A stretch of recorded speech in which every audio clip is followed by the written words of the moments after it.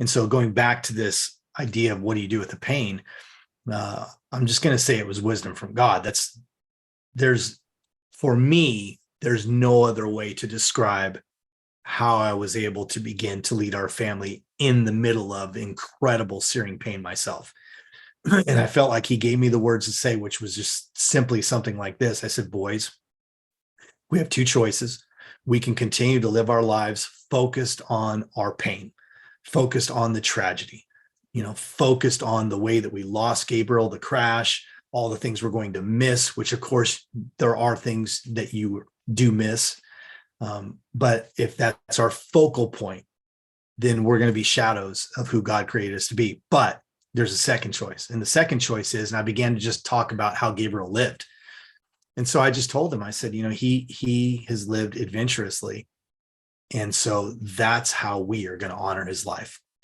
We are going to choose life. We're going to choose to live the way that we're supposed to live. And, obviously our desires and our passions were different than his. But whatever that looks like, that's what we're going to do to honor your brother, is by living.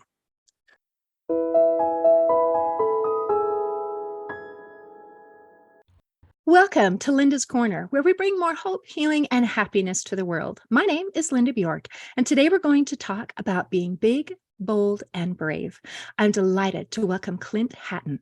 Clint is a global influencer, speaker, transformational coach, and the author of Big, Bold, Brave: How to Live Courageously in a Risky World. You can reach Clint at his website, bigboldbrave.us, and I'll include a link in the show notes. Welcome, Clint. I'm so glad that you could join with me today. Hello, Linda. I've been looking forward to it. Can't wait to have this talk. I have been looking forward to this as well, because we have some connections in some of our stories. And your story is so layered with so many different pieces. Yeah. Where would you like to start? Yeah, that's a great question. I always joke, I don't feel like I'm old. I'm only 57. But when you look at some of the life experiences on a piece of paper, it seems like a pretty long story. But, I think where I know we're going to go today, obviously, is a little more present, the last almost 4 years in particular. But I'll back up just a hair, because I know a lot of our listeners have experienced a lot of different things in life. And the way I say it is, we've had some amazing experiences, beautiful things happen, many blessings. We really consider ourselves to be blessed, but we've had some pretty tough gut punches along the way. So I'll give a shotgun blast, if that's okay, Linda, so people can kind of get a little idea of just my overall journey, and then we can jump in wherever you want to jump in. So, but I grew up in sunny Southern California and really considered that I had a pretty normal childhood. So I didn't think it was anything, extraordinary or anything that wasn't normal. Athlete, played a lot, lots of sunshine. Back in those days, you could stay out until well after dark and nobody cared. It was just all those kinds of things. And then around 12, had some changes that made, life pretty tough for a while. My dad ended up cheating on my mom. They had been married over 25 years at that point. Actually got married at 18 and 16, which, obviously we don't hear too much about that nowadays, but, he fought in the Korean War, and my mom was 16 waiting for him to come back. And, the rest is history. And so when he had that affair, obviously devastating for my mom. And I have an older brother, but my brother's almost 8 years older. And so he had already moved hundreds of miles away. So it was just my mom and I, because my dad moved in with this woman that he had the affair with, and her son. So that was tough enough. But then my mom began to drink really heavy, trying to cope with the pain, ended up with suicidal ideation, attempted to take her life multiple times. A couple of times almost took me out with her, once in a speeding car, and another time with a handgun, where we heard a gunshot and found her in my closet and had to wrestle it away. And, some scary things. And the reason why I start with that is because at the age of now 12, 13, because this whole thing lasted about 2 years. I do want to point out really quickly, though, because it's going to be left in people's minds if I don't address it. After a couple of years, my parents did reconcile. They got back together. They actually ended up married for over 65 years. And we had a great relationship through my adult years. Both of them passed away about 8 years ago, so they're no longer with us. But I'm bringing that up because I want to kind of tie the bow on that part of the story. But what it did was it caused me to start chasing some, coping mechanisms that didn't serve me too well. So 12, 13 years old, started doing drugs, alcohol. Frankly, again, if it wasn't for the fact that I was an athlete too, who knows how bad that could have gone. But I love to compete. So I just, if I could say it this way, kept myself straight enough to be able to do that. Right. And so ultimately, that began at a very young age. And at the age of 19, I had kind of another punch in the gut. I had, well, actually two. I was a baseball player and a football player. My senior year of baseball, we were one of the top teams in Southern California. I was the returning star shortstop, ready to go, blew up my knee the first game. Oh. And missed the entire season, which was a really hard thing. So again, I turned to a coping mechanism of partying, right? And then ended up rehabbing later on, moved to Northern California to play junior college football because I didn't have any offers at that point, coming off a knee injury. And had a couple of years where I was doing really well. And at the end of that second year, suffered what would be my final catastrophic knee injury that just kind of ended any chances I had of earning a scholarship and playing further. And so the reason why that matters is, as much as I'd love to be able to change my story and say, I was, Linda, so focused on academics, but that was not the case. Sports was kind of the driving factor, and academics, I did well in junior college academically, but it just wasn't what drove me. So again, I just kind of fell back into this heavy pattern of poor coping mechanisms, drug and alcohol abuse. Ended up getting into the car business at 21 years old, because at this point I'm like, well, I'm not going to finish school right now, so I might as well make some money. And that's where I was introduced to meth. And so I was a professional salesperson for many years, but I abused meth and, for almost 9 years, had many, many experiences where I was up for days at a time, and just really not good, not a good way to try and move into your future. And, who knows what I was doing to my body and all those things. So ultimately, where that all left me is, by the time I was 30 years old, I had also got married. That marriage was, as you probably can imagine already, Linda, I was not prepared to be a good husband, right? I, obviously had lots of unhealthy patterns. And of course, my first wife was very much the same. We both had just a lot of baggage, a lot of hurt, a lot of pain that we carried into that. So we ended up in divorce. And it was then that I had some friends. I'd gotten involved in this business. It was a direct selling company. They sold nutritional products. And there was just something about them. And then they kept inviting me to church. I was not a church person, wasn't raised with faith or the church or anything like that. We would check the box, back in those days, you'd have forms you'd have to fill out for school and stuff like that. And, I remember mine usually said Catholic or Protestant. And so that was about it. And so we'd check the Protestant box. Didn't mean much. It just, we knew we weren't Catholic, right? So that said, I accepted this invitation, Linda, to church for one reason. At least in my mind, for one reason. And that was, these people I had spent quite a bit of time with for about a year or two. And I noticed that there was something different in the way they responded to the gut punches of life. Because they had stuff happen too, like all of us do, like all of us suffer at different times, right? But for some reason, they always seem to have a peace about things. They always seem to carry hope. Those were not necessarily terms that I used in those days, but that's just, the best way to describe it. And so I'm like, okay, let's go see this thing that they do. And let's just see, what's in it. And that's really why I went. And the rest is kind of history, as they say. That was the day that I decided to give my life to God and started to walk in faith. And of course, that really began a huge shift in who I was, what drove me, how the type of person that I wanted to be. So my journey kind of launched out from there. And so over the course of time, I got really excited about the opportunity to have another relationship. And ultimately, my bride and I have been married over 20 years now. And we had 3 boys. 2 of those 3 were born prematurely. We had a miscarriage in between those. She had almost died in all 3 of those pregnancies. And of course, the 2 premature, the reason why they had to pull the boys out early is because she had a pregnancy disease that she kept getting every time she got pregnant. And our third son was actually born at 1 pound, 14 ounces, almost 3 months early. So, a lot of scary situations in the midst of some really beautiful, joyous times where, God, however you want to say it, prospered us and blessed us and those things. And so that gives you, when I say a shotgun blast, that's a shotgun blast of just some of the ups and downs and ebbs and flows of what ultimately would, I think, help prepare me for what would end up being the biggest gut punch we would ever face.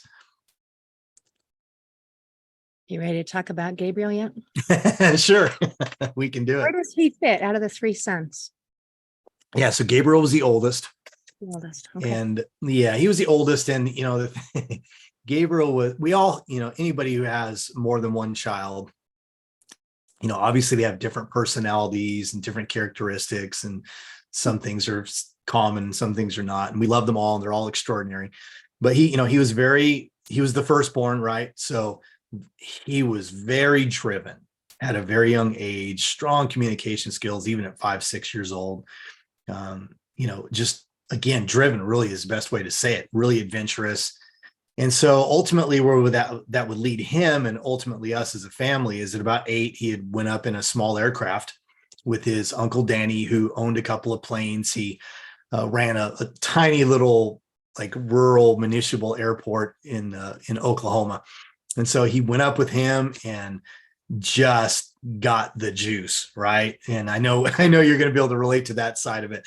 Just something happened to him for real. And he just was like, oh my gosh, I want to be a pilot. And so he's 8 and we're thinking, okay, fine. That's great. I mean, we always wanted to support our kids' dreams. Didn't think that was necessarily going to carry forward, until the point where he could actually do it.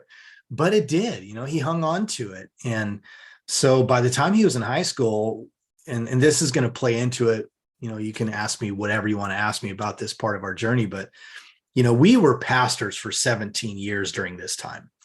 And at the point when Gabriel was starting high school, that's what we did. And, there's anybody who is listening to this that understands that lifestyle knows that no one gets into becoming a pastor in a church for the 8-figure income, right? So, we weren't making a ton of money, and so we had no way. There was no physical means to be able to pay for him to go through a flight school, which is, as you know, is quite expensive. Yeah.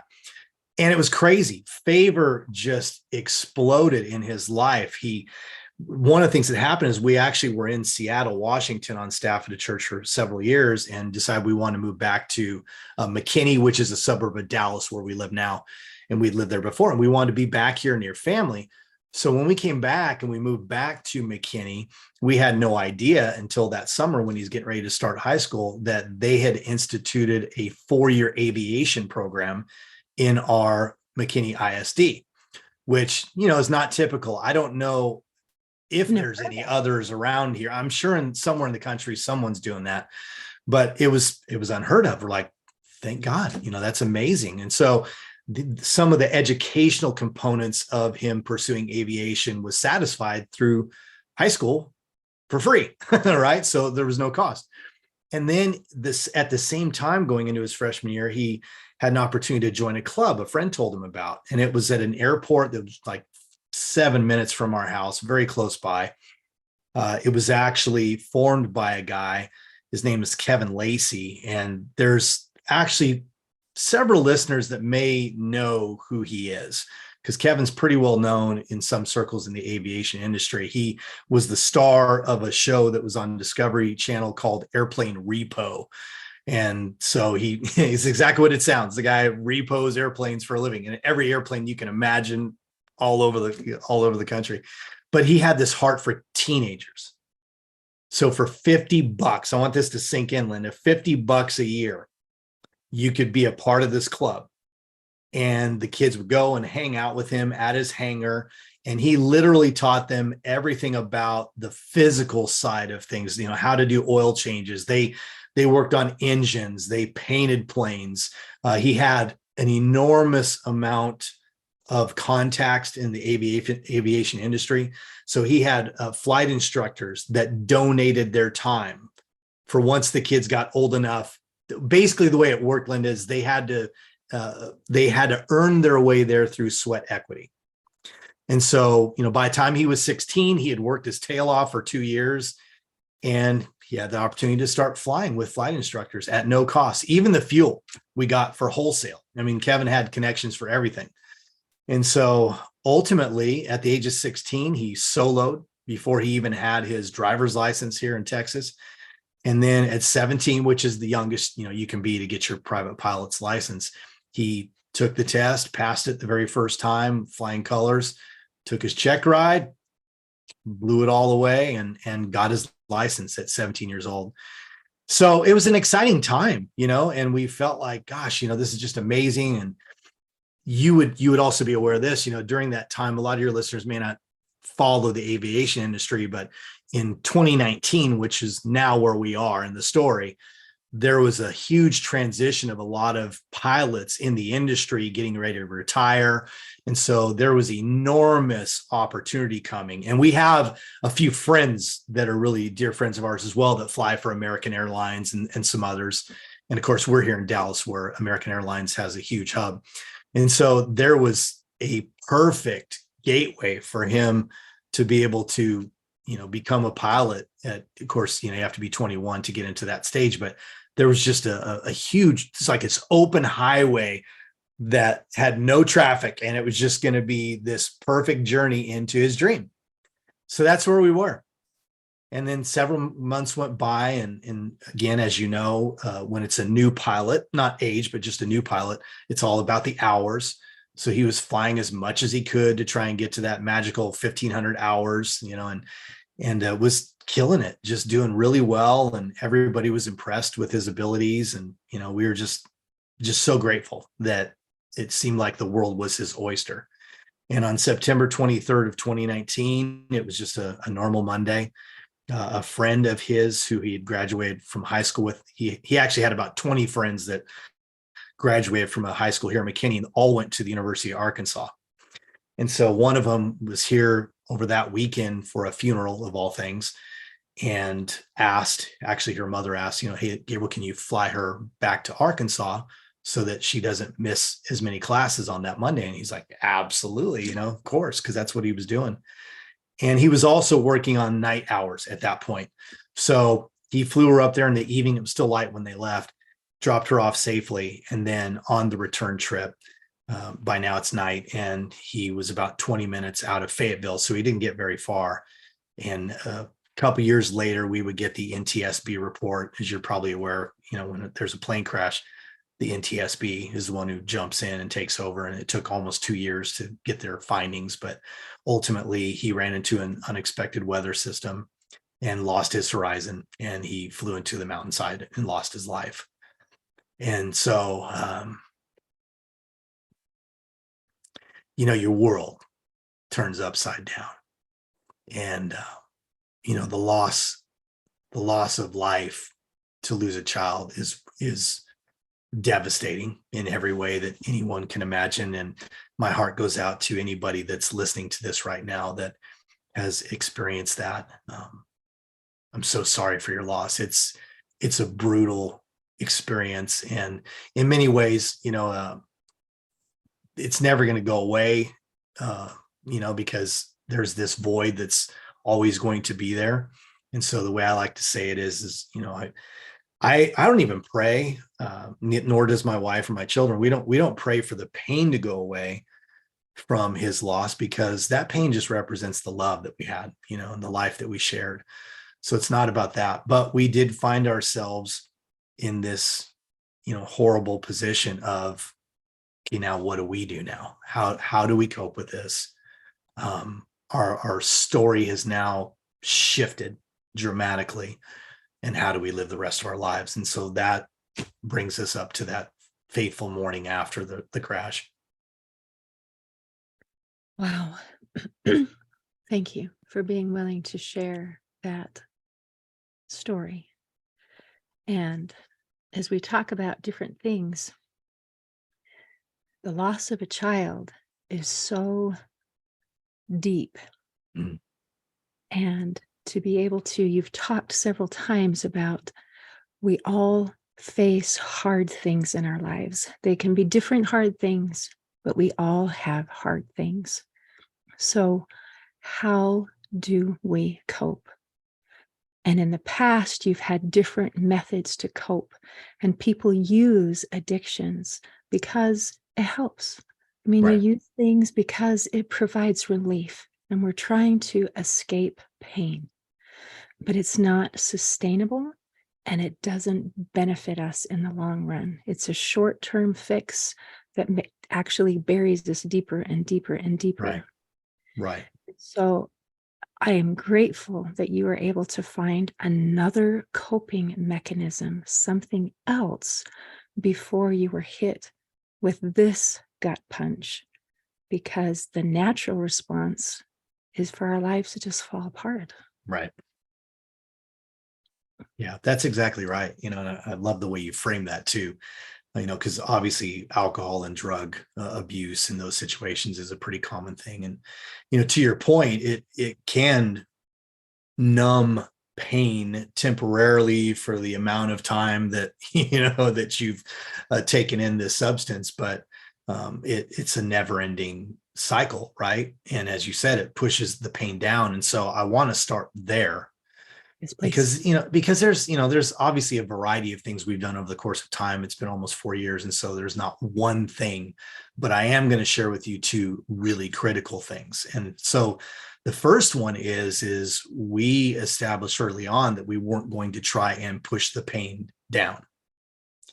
And that may sound very simplistic, but one of the advantages I felt like I had, Linda, and when I say advantage, I'm not talking about an advantage with pain, because no one has an advantage with being able to deal with the pain of losing a child. But I had an advantage in that I had pastored for 17 years. My roles have always been very involved with mentoring and coaching, and that for many years included youth and young adult age people along with their families. So because of that, obviously, I've been involved in many really difficult situations with people over the years, helping them get through things, including many times the loss of a loved one and stillbirth and, just horrible circumstances. So the advantage was just simply that I had observed over time some healthier grieving and coping mechanisms that seem to help people continue to move forward in their life through the pain. And then I'd seen many instances, unfortunately, as you described a moment ago, where people tried to push it down, suppress it, or use, very faulty coping mechanisms that literally just destroyed their lives. Many times marriages completely implode and end up in a divorce. And if that doesn't happen, the family unit, if it's extended, if there's, if it's not an only child situation, the family unit with the kids that are left in the wake of losing a sibling, it just implodes. So, I had seen that. And so the morning after the crash, my two youngest at the time were 9 and 14. They're now 18 and 13. And at that time, we let them sleep through the night. We don't need to get into all the details of what that night was like. But in short, we knew Gabriel disappeared off of radar at about 8 o'clock that night on that Monday night. We had a long night of misinformation, the search and rescue telling us one thing, that there was no information, news people in Arkansas posting things, including pictures that, like, how are they even getting this information? Because it was in a very rural area, supposedly no cell phone coverage, nothing. So I say all that to say it was a very long, nightmarish night, and we didn't know until 3:30 a.m. officially that he was indeed gone. So we let the boys sleep in. And when they came out, I had to give them the news, which I call the impossible conversation. Linda, I really honestly don't remember the words I used for that. I just had to tell them that Gabriel was gone. That's all I can tell you. And it was everything you can imagine. They're crying and wailing and disbelief and the whole nine yards. It was just awful. But once things settled down, I knew that I had to say something that would set a compass. And so going back to this idea of what do you do with the pain, I'm just going to say it was wisdom from God. There's, for me, there's no other way to describe how I was able to begin to lead our family in the middle of incredible searing pain myself. And I felt like he gave me the words to say, which was just simply something like this. I said, boys, we have two choices. We can continue to live our lives focused on our pain, focused on the tragedy, focused on the way that we lost Gabriel, the crash, all the things we're going to miss, which of course there are things that you do miss. But if that's our focal point, then we're going to be shadows of who God created us to be. But there's a second choice. And the second choice is, and I began to just talk about how Gabriel lived, and obviously I just gave you a pretty significant part of who he was, but he also had taught himself guitar, and that was an amazing thing. Just YouTube videos, literally just learned how to play guitar. He did worship, with the team every once in a while. He became a photographer that you guys may be familiar with, the biggest air show in the country of its kind in Oshkosh. That was an annual trip that our team from here, Tango 31 was the name of the club, that they would make every single year. And just a couple of months prior to his crash, they gave him actually special access at the Oshkosh. He was the only photographer allowed actually onto the tarmac to take pictures. And so I have hundreds of incredible photos that he took. So, he was just adventurous. Basically, if there was something that he wanted to do, fear, finances, it didn't matter what the hurdle was, he was going to find a way, and he did it. And so I just told him, I said, he has lived adventurously. And so that's how we are going to honor his life. We are going to choose life. We're going to choose to live the way that we're supposed to live. And, obviously our desires and our passions were different than his, but whatever that looks like, that's what we're going to do to honor your brother, is by living. So that was part one. The second piece that goes along with that and is still tied to pain is because that doesn't address the pain side of things. And I just told them, listen, here's how it's going to work. We don't know what grieving is going to look like from day to day. Heck, in the early days and weeks, even from hour to hour for that matter. And I said, so here's our ground rules effectively. We are going to do this together. So if you're feeling like you need to cry, if you're feeling angry and you even need to cuss, now that's not something that we don't, that's not how we roll as a family. It's not that you don't ever hear a cuss word in our family, but it's just not part of who we are. But I told them that very specifically because there is anger that you have to deal with from time to time with situations like this. And I said, so even if you're so angry, you feel like you need to cuss, you need to know there is no repercussions. There's no penalty for that. There's nothing that's not okay. And so, but we're going to do it together. That's the one rule. We can express whatever we're feeling at any given time. We're going to ask each other questions from time to time, and whatever you're feeling is totally okay. And we're going to work through it together. And so that was how we launched out. And, I don't know where we're going to go with this or where we want to go with this, but I do want to point out quickly to people listening, because there are people who have already suffered a loss and some who, at some point might.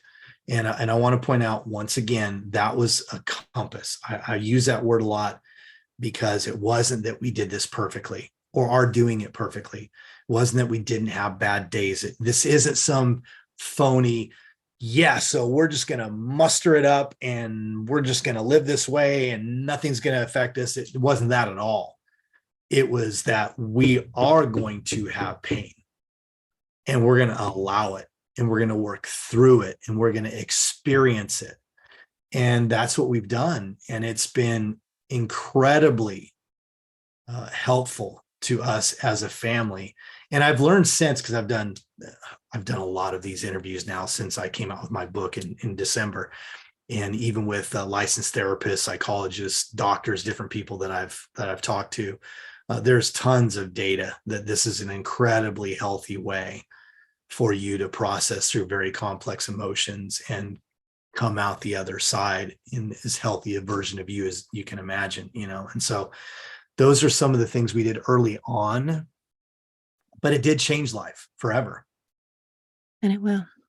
So it's okay. Let's talk a little bit more about allowing people to feel, Mhm.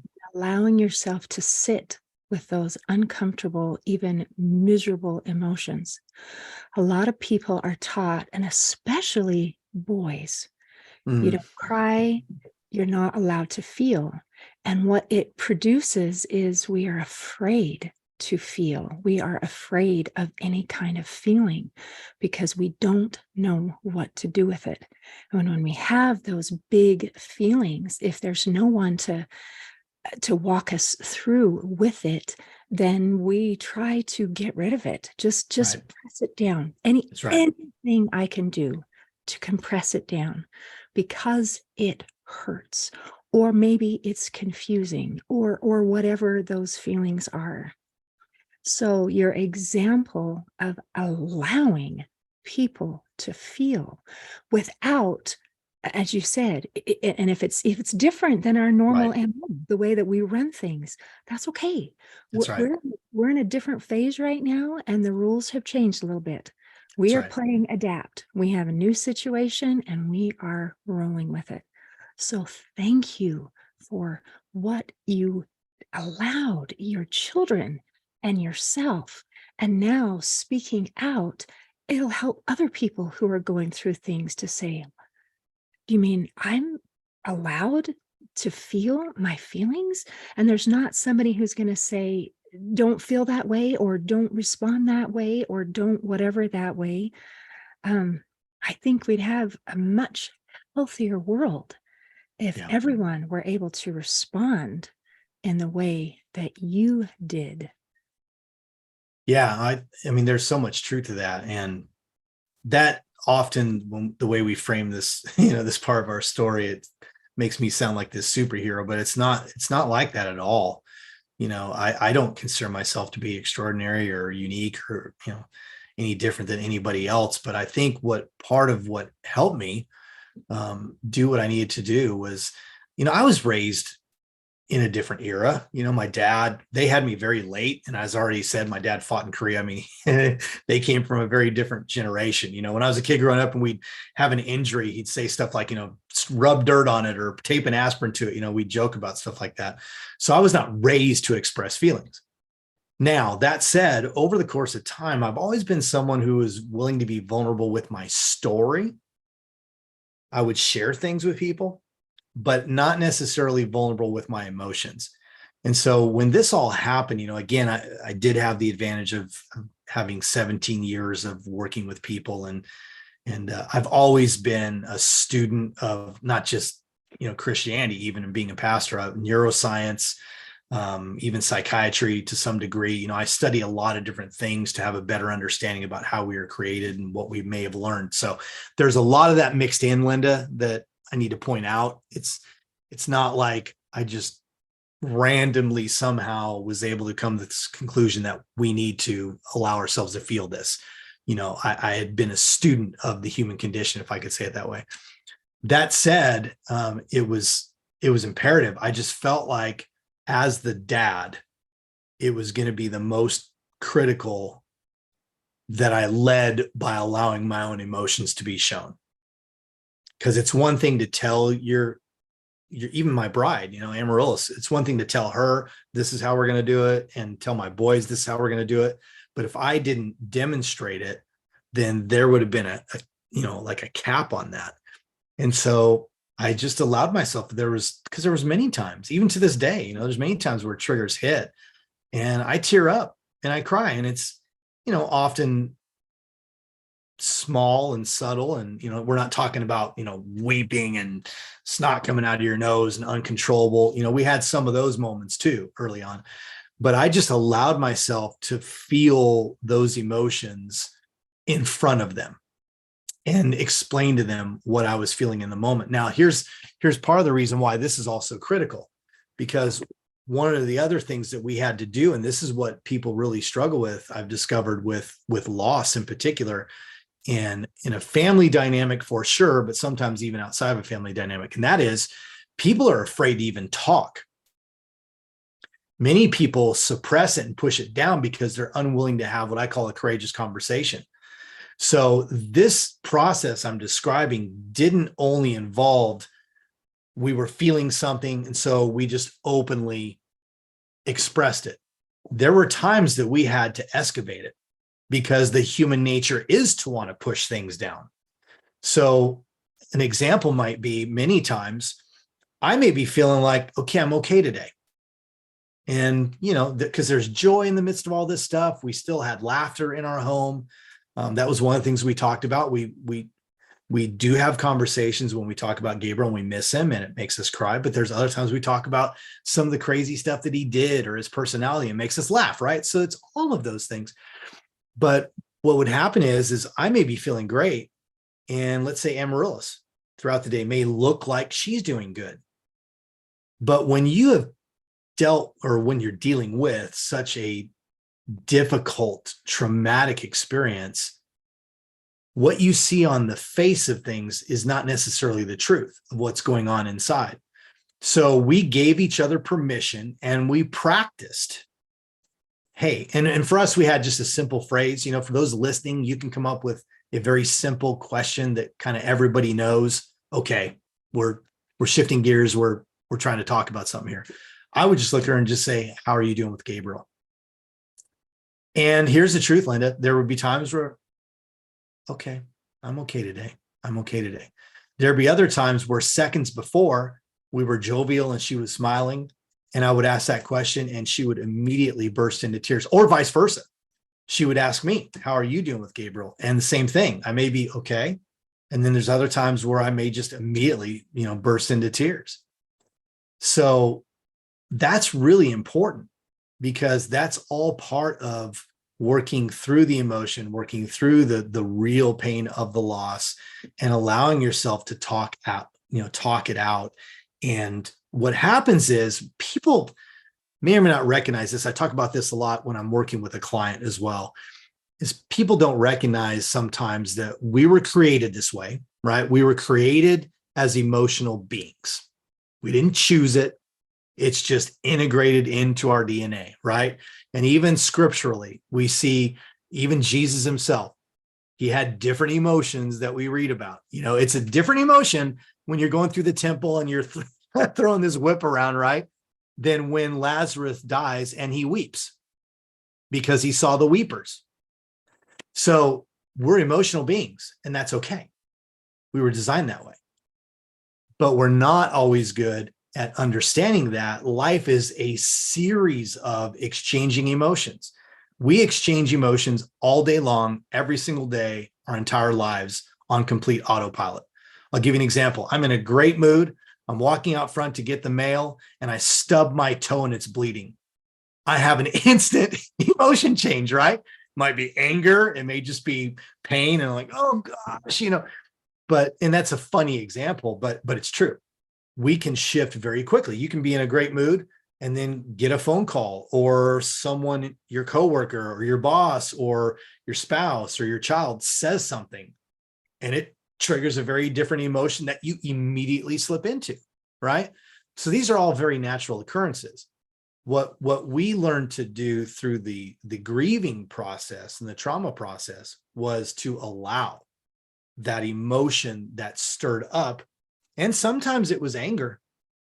Sometimes it was. Sometimes we were angry at God. We were angry at why us? Why did this happen? I'll just give you the poor me part. Here we've been in ministry, really pastoring for 17 years, but in quote unquote full-time ministry for 22 years. We've been faithful. How could this happen to us? All of those things. So we would allow ourselves to experience that. And what happens is when you move through an emotion, then it allows you to now slip into the next emotion that's appropriate for what's next in your situation. Can I give you a quick example? Absolutely. Okay, so here's a quick example. I've shared this story many times, but I think it bears repeating. So a couple years go by. This is not in the immediacy of the traumatic experience. We're in Florida. It's the 4th of July weekend. We're visiting family down there. Her father lives down there with his wife, and they have a boat. By the way, I hadn't mentioned this part yet, but it's really important to this part of the story. My wife is full-blown Puerto Rican. So this is the Puerto Rican side of her family. So it's the 4th of July. We're out on an island on my father-in-law's boat in Florida on a beautiful day, and they're Puerto Rican. That matters because it's a party, right? So we're having a great time. And there's multiple boats. A bunch of the friends are out there, music going on.